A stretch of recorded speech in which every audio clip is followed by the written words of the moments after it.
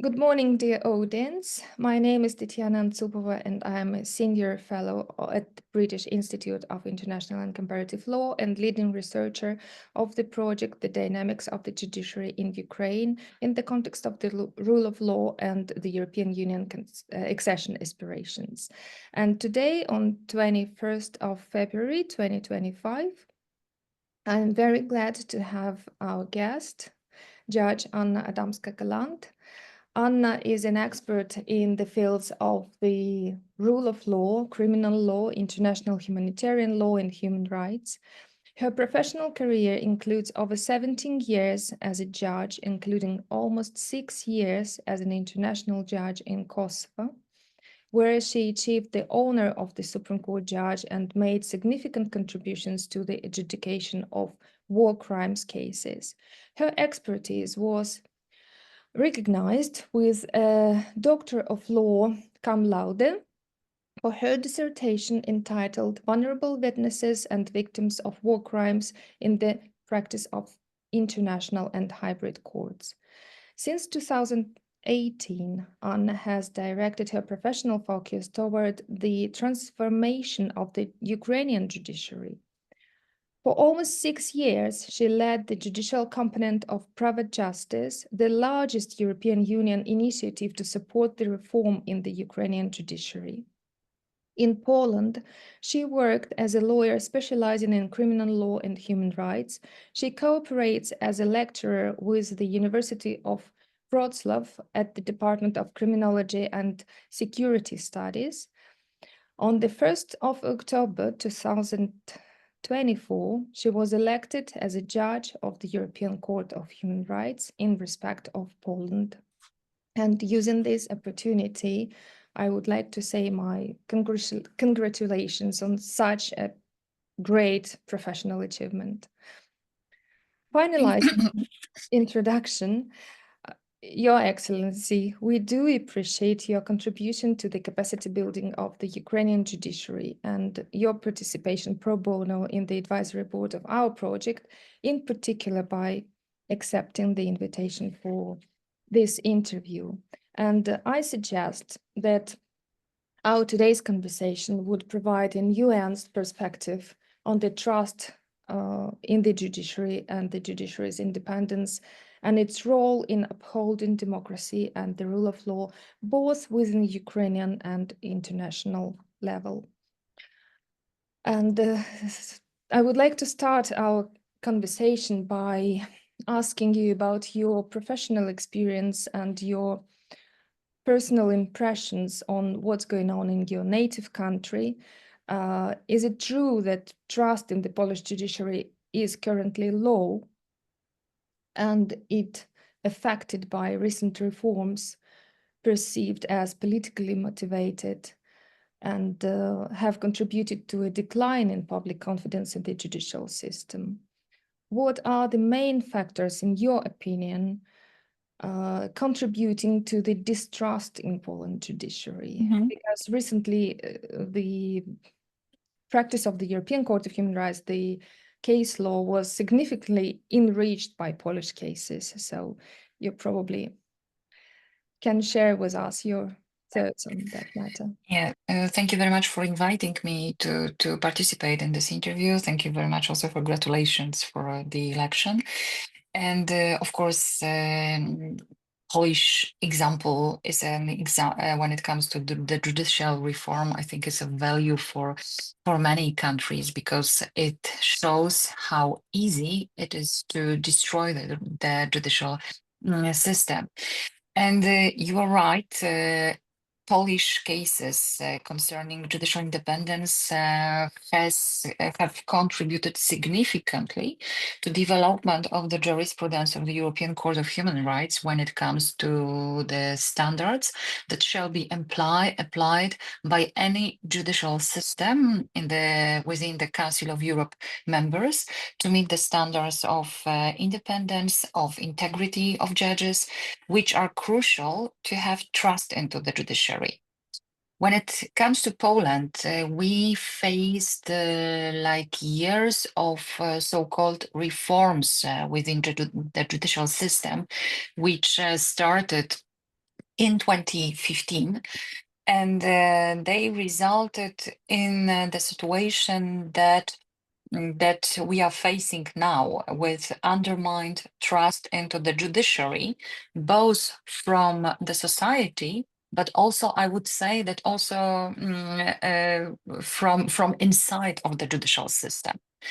Because all these changes and amendments that were implemented in Poland between 2015 2023 were aimed at increasing control of the judicial system by the politicians. They wanted to have judges who were selected by the National Council of Judiciary, formed from members also of judiciary loyal to the politicians. And the National Council of Judges, similarly to the Ukrainian High Council of Justice, is responsible for selection, promotion, and disciplinary proceedings of judges. And through these almost 8 years of these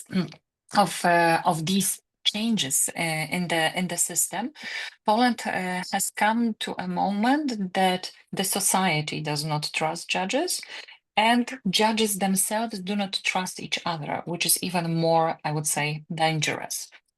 What is very important, it was the decision of the European Court of Human Rights, the judgment of the European Court of Human Rights from November 23, in case Wałęsa against Poland, where the European Court of Human Rights identified a systemic problem within the judicial system in Poland, which leads to the situation that people do not have guarantee that their cases will be heard in line with Article 6 of the Convention, meaning by the independent court established in accordance to the law. The European Court of Human Rights gave time to Poland. It was first like 1 year for implementing certain legislative amendments to restore the integrity of the system. This period has been extended for one more year because restoring the rule of law, restoring the judicial independence is much more complicated than building the system. And I would say that the main challenge results from the fact that before, when we started building independent judiciary in Poland after the fall of communism, there was like a consent between the main political forces in Poland. There was a consent that we need independent judicial system. And now, unfortunately, we are in the situation in Poland that there are two sides, two political main parties, two political main groups, which see the system in a completely opposite way. So for one side, this judicial system that is a result of these reforms from 2015-2023 is proper one, while the other side, in line with judgments of the European Court of Human Rights and Court of Justice of the European Union, sees that all these amendments that were introduced in 2015-2023, they undermined the independence of the system. Mhm. And I would say that the society can feel lost because people do not understand fully what is going on. These legal questions are very difficult, and for ordinary people, it is not understandable how it is possible that, for example, one court says that the court will not recognize the judgments that was issued by another court because this judgment was issued by a judge who was not properly appointed. And there is this problem with kind of a double legal, I would say even double legal order, because some judges do not recognize their decisions, what has an impact on the society as such. We are in a situation that now people, when come to the court, they have the case heard, but they often question the independence of a judge that is to decide in their case. So there are various tests of independence to be conducted, and often these cases are finished with a complaint that is being filed with the European Court of Human Rights, because people still claim that their case was heard not by a proper court, not by the court that was established in line with requirements of Article 6, meaning in line in accordance to the law.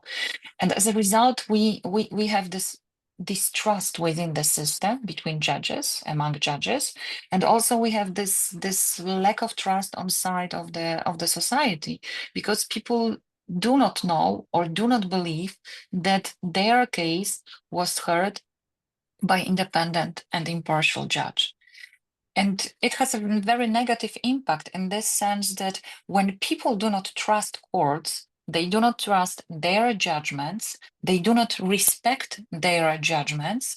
In the end, the conflict is still going on. The problem is not resolved. And I would say that this is something that has a very detrimental effect for the state as such, but also for the society as such, because I see the role of courts also as the body that is competent to manage conflicts, and this is not, I would say, happening, or it had this role has been deeply undermined in Poland.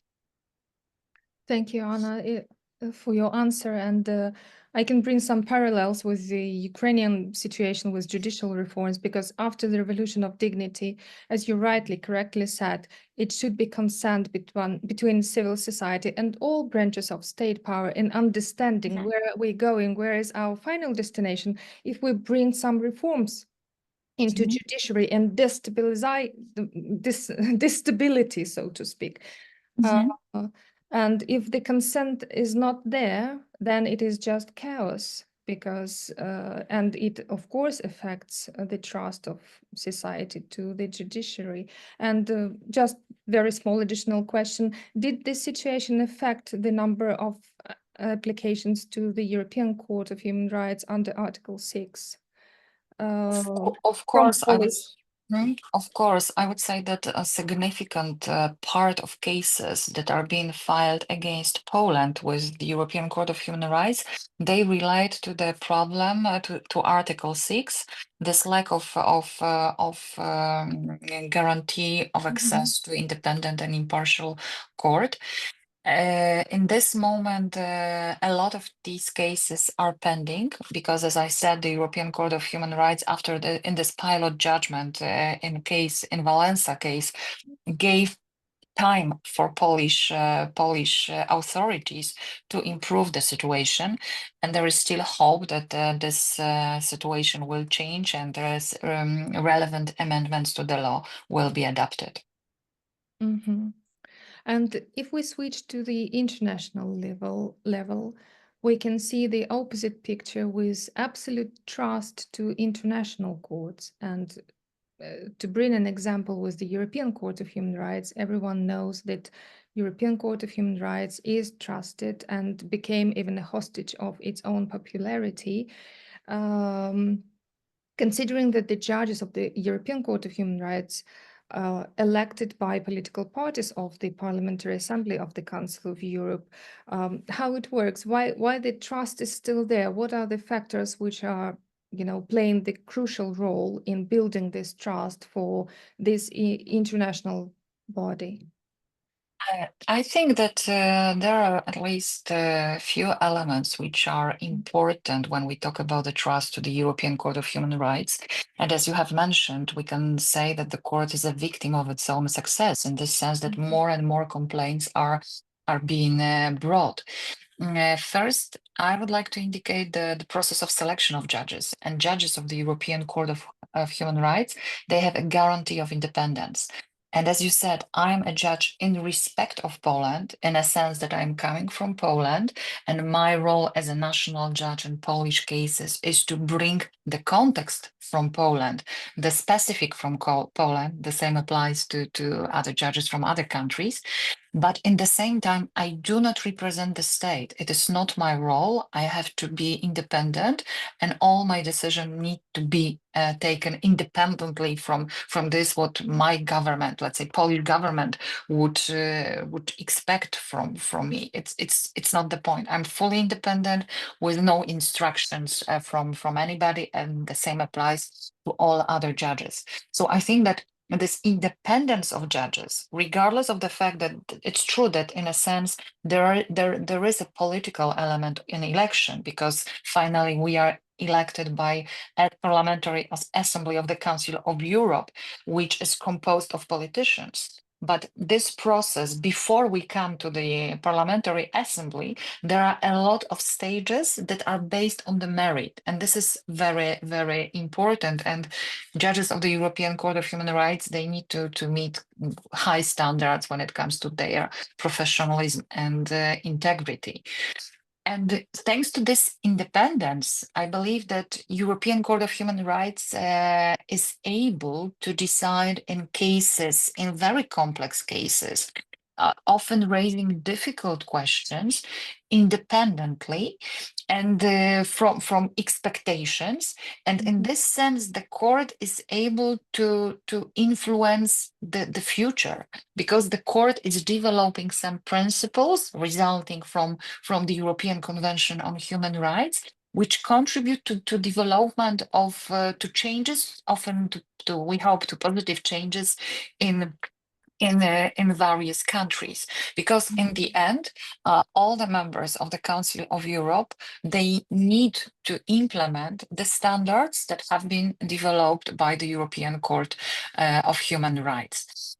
And I also believe that there is this conviction among, or this belief, I would say, strong belief among people that when injustice happened, when human rights were violated on the level of the state, there is still this last resort, the European Court of Human Rights, where a person can refer to and can expect this individual justice. Of course, when we talk about the individual justice being brought by the European Court of Human Rights, in principle, a very little number of cases is heard by the European Court of Human Rights, because it is not like the court of fourth instance. This is the Court of Human Rights, which should intervene only when this is needed, when the state itself did not manage to resolve some questions related to the respect of the human rights. There are also like challenges when it comes to the trust, because sometimes there is a critic of the European Court of Human Rights, that the court is too active, that goes too far. And there was this intensive discussion after the case that was related to the climate question, to the threat to the climate and lack of proper reaction from the states. It was the case of Switzerland for this climate changes. But I think that the role of the European Court of Human Rights, it is also to signal, to underline the problems, to show what is really important, what should be changed, what the states need to implement, need to improve to make protection of human rights in their respective countries effective and practical, because this is all about, this is what it is all about. It is that human rights are effectively and practically protected. Thank you, Anna. Thank you. It's a very interesting question and your answer. And I can, move on and continue answering, but we should switch our discussion now to the Ukrainian reality, if you don't mind. And considering you spent so many years in Ukraine, you know Ukrainian people, and you have been collaborating with different state institutions, institutes of civil society. You know how the country evolved after the Revolution of Dignity. So you deeply understand what is going on in the country. And reflecting on the outcomes of the judicial reforms since 2014, actually, aimed at aligning Ukraine's judiciary with European standards, but failing to fully restore trust.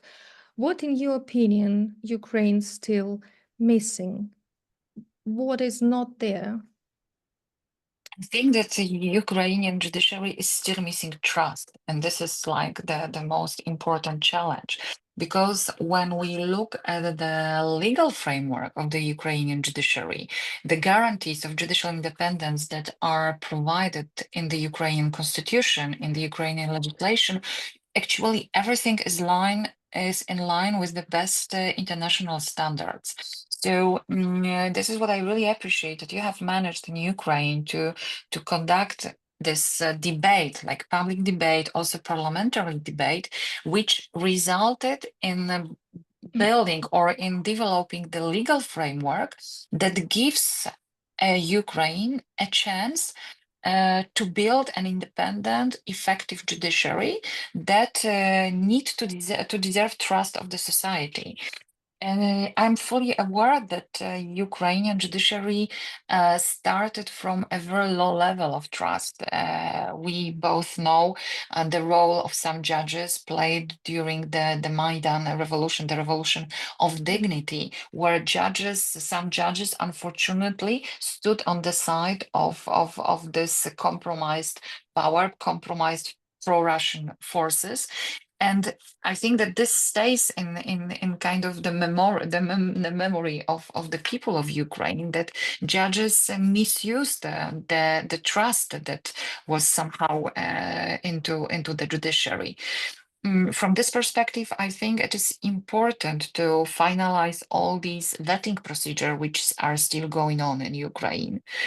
I find it very important that Ukraine managed to build a new High Council of Justice.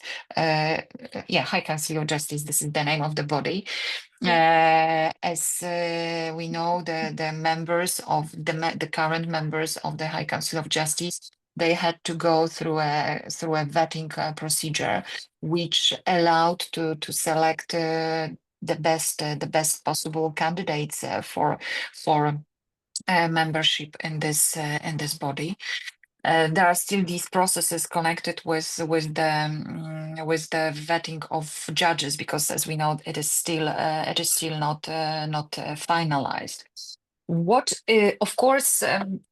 What is also important in the context of Ukraine, it is the fact that Ukraine started this fight with the corruption, because unfortunately it is a challenge, or it was a challenge in Ukraine, corruption among judges.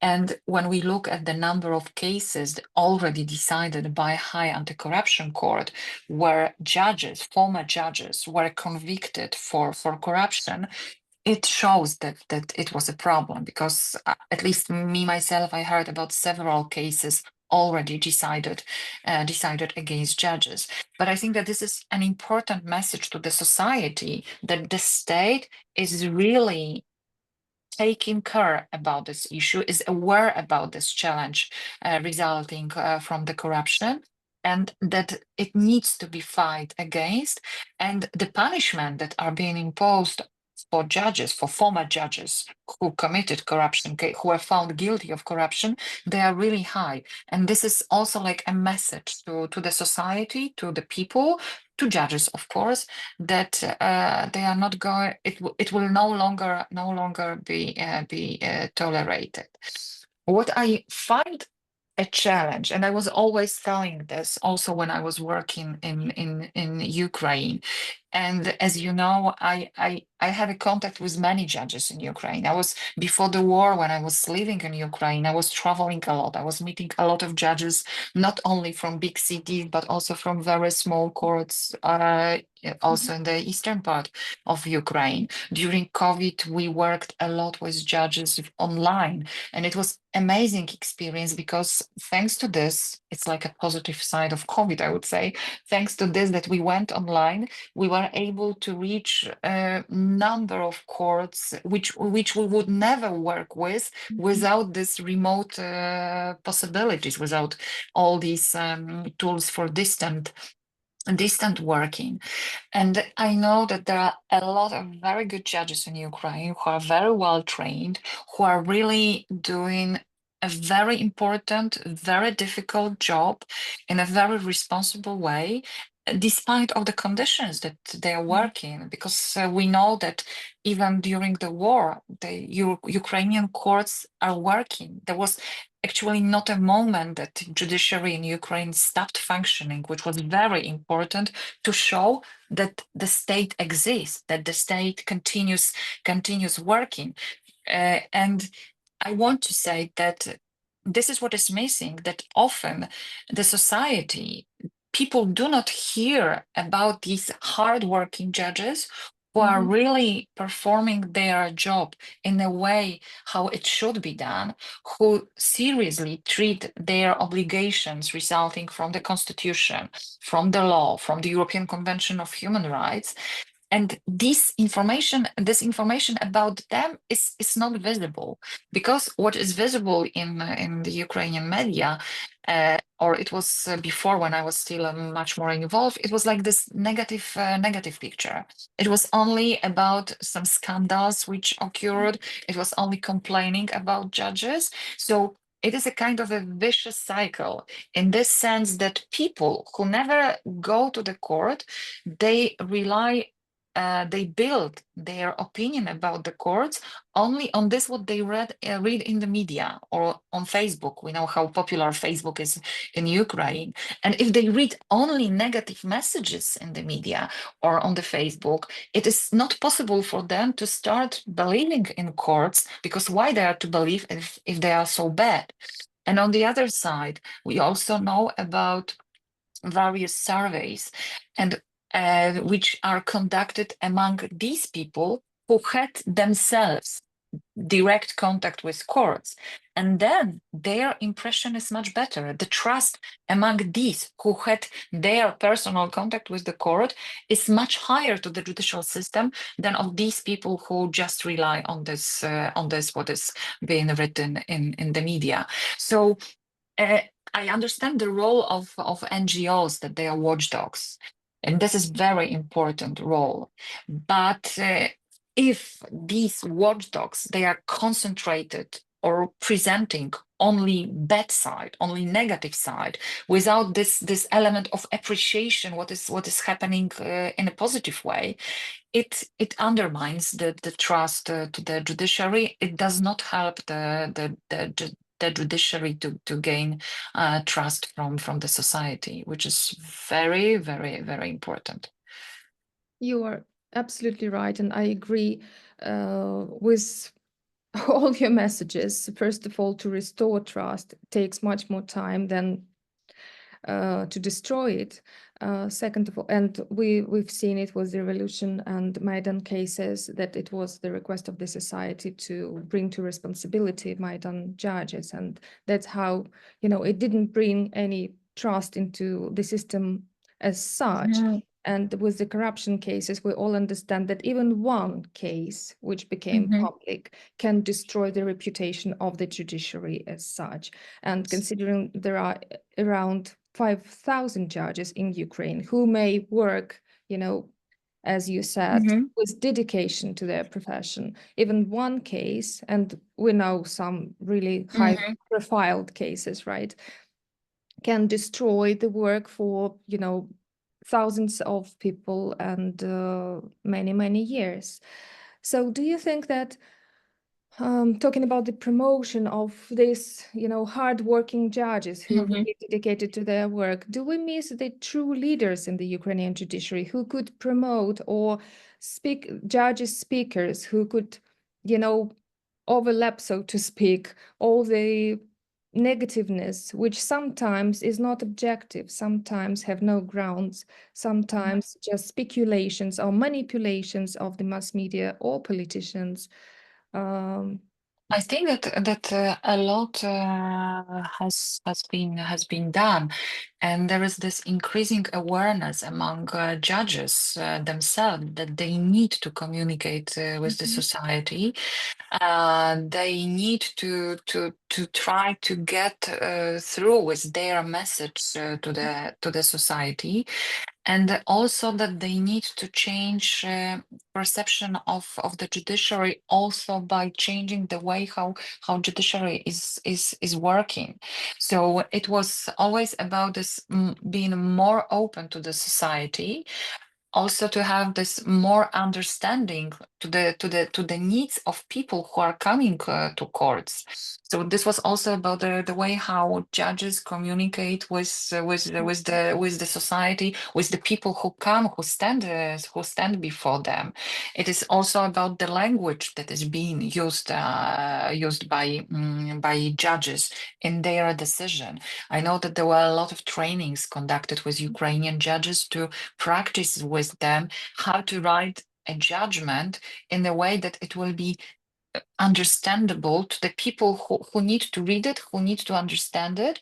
And it is often that people, when do not understand, they just appeal or they just criticize because they do not understand. So this language barrier that existed or exists sometimes between judges and the population is something that needs to be let's say, destroyed.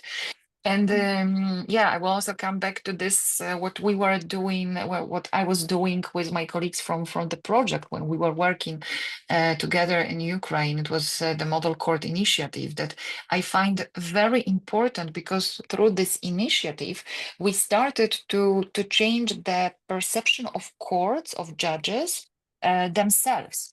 Because I remember we started talking about this human approach, or client-oriented services in courts, this human approach, citizen-oriented approach. And I remember that when we started talking about this, and it was like 5 years ago, we were deeply criticized by everybody, because how can you talk about judges that they are delivering services to the society? We are the power, the third power, so we cannot talk about the services. And I was really happy to observe that with time, more and more judges, and also more and more institutions, even such institutions which sometimes are perceived as more, I would say, conservative, like, for example, National School of Judges. But the National School of Judges really appreciate, they also started to promote this human approach from courts, this client-oriented approach, this perception that courts are also delivering the service for the society. So and it was the same with judges from the Supreme Court. This has changed, and I think that this is very, very, very important, like a change in the mindset. But of course, it takes time. It is not happening in a moment.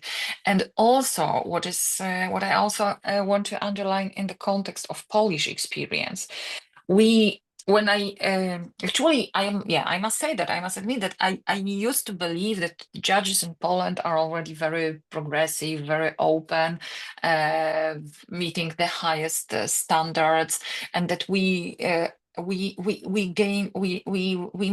made a success story when it comes to the judicial reform. But then when this period 2015 2023 came, with all these judicial reforms undermining the judicial system, it occurred that these are judges who were involved in dismantling the rule of law, who were involved in creating the situation that people stopped trusting them. So what I wanted to say, even if we believe that we came to the moment that we have the rule of law and democracy, it is very easy from the perspective of Poland, from the experience of Poland, to destroy it. So I would say that this trust into the judiciary, the highest standard, judicial independence, the rule of law, it is like a continuous process. It is not something that is given forever. So this is about this need to care for it all the time, to work on it all the time, because otherwise it can be easily lost. Yes, it is a very free child system. And yesterday I Mhm. had an interview with the former president of the Supreme Court of the United Kingdom, Lord David Newberger, and he said that it's better to uphold the system if it works, and to uphold the high standards of justice, because if you once lost them, it's very difficult to restore. And as you correctly said, it takes time. It takes then, because we still have, as we call, old school judges. And probably in Poland, you will still have judges who obtained their education in communist time. And they, I don't know, I'm not sure, but Yeah, yes, of course. We still have even, this generation yes, of and older. Oh, for them, it is very, very difficult to change their worldview, to open their mind that actually you are not the representative of power, you are giving service. And yeah, yeah, I want to make one reservation because I wouldn't like to make such a division. Of Mhm, course, like the working the position of judges in Poland and Ukraine, it has changed after the fall of communism, because mhm, only after the fall of communism, judges received these full guarantees of judicial independence and impartiality. But still, what I want to say that I believe it's not same. all about age. Yeah, No, it's not it all is not about. about, yeah, it is not Yeah, about the age, because I know right. excellent judges who are Yeah, my mentors, who were from this, let's say, previous time, but they were excellent lawyers, and they also yes, had this understanding of the role of the judge. So this is what I want to yes, yes. underline, to I avoid a understood misunderstanding. it. Yes. Yeah, old school. I mean, old school worldview. Yeah, I understand. It's not about age. Yeah. Hmm. And talking about the strategies for restoring confidence in the judiciary in Ukraine, you mentioned already that the High Council of Justice were formed and restored, so to speak, with the participation of international experts. And not only High Council of Justice, there are other important state bodies like High Anti-Corruption Court, High Qualification Commission of Judges, and even the Constitutional Court of Ukraine. They all been um, uh, s- during the last years, all the members or judges been elected with the participation of international experts. Can it bring any changes into building of trust of in Ukrainian judiciary as such, not only courts, but also governing bodies, when we have this tendency of international experts' participation? It's a very good question. And of course, I'm sharing exclusively my views like all the Mhm. time. Of course. I think that there comes a moment that finally Ukraine needs to decide that we no longer need international experts to help us with selection of various bodies. And for me personally, such a moment was, for example, with the High Council of Justice, because the High Council of Justice in this composition as it works now, this is already the High Council of Justice, which members, whose members, or members of which were vetted, were selected with involvement of international experts who vetted them, who selected the best of the best at this time. And from this perspective, I would see that this is already the moment or the body that the society needs to give a chance and needs to give this kind of, how to say, credit of trust. I'm not sure if it is properly in English, but I think so. Because if we already managed to select the High Council of Justice with participation of the international experts, so then we should agree that this High Council of Justice is competent to proceed further. But as far as I know, as far as I remember, even when this new High Council of Justice was formed, there was still involvement of international expert in selection of disciplinary inspectors. Disciplinary inspectors who, in principle, should have been elected by the High Council of Justice as such. So I'm afraid that if it worked this way, that on one side we elect the body with involvement of the international experts to ensure that this is trustworthy institution, and then again we do not allow this institution to perform the tasks which are assigned, which are prescribed by the law to this body, and we again go with international experts. It's like a never-ending story. And Mhm. if you do not give a credit of trust to the body, it will never, I would say, grow up. It will never manage. So, but this is my perception. There must be a moment that Ukraine decides that, okay, we no longer need, we are able to proceed on our own. And I believe that all these selection procedure, all these vetting procedure, you went through this when you were running for judge of the position of a justice of the Supreme Court of Ukraine, and there were also involvement to a certain extent, as far as I remember.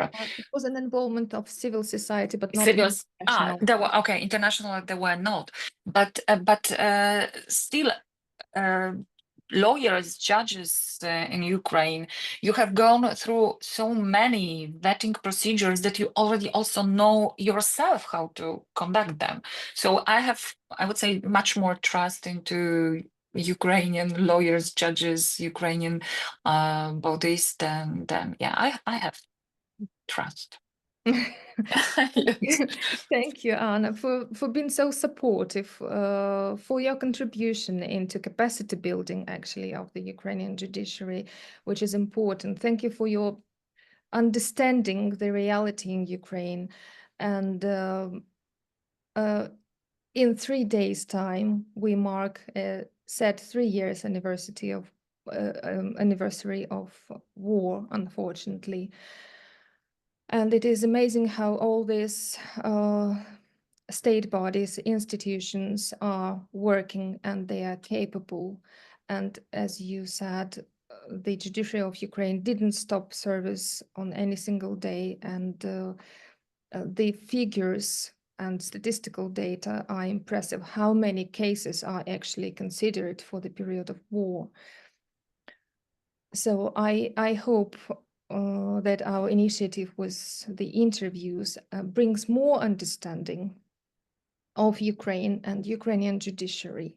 And if you would like to finalize any conclusions for our interview, are very welcomed from your side. So.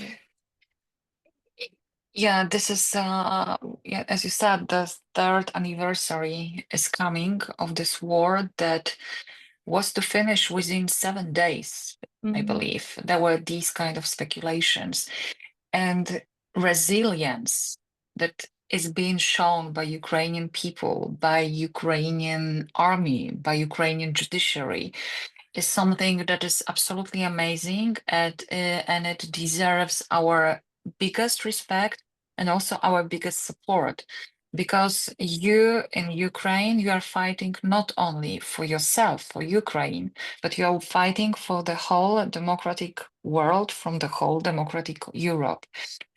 And I'm very grateful for this. And I'm also very grateful for this time that I had opportunity to work in Ukraine, because for me it was extremely learning experience. On one side, I had an opportunity to contribute to some changes in Ukraine, but on the other side, myself, I learned a lot.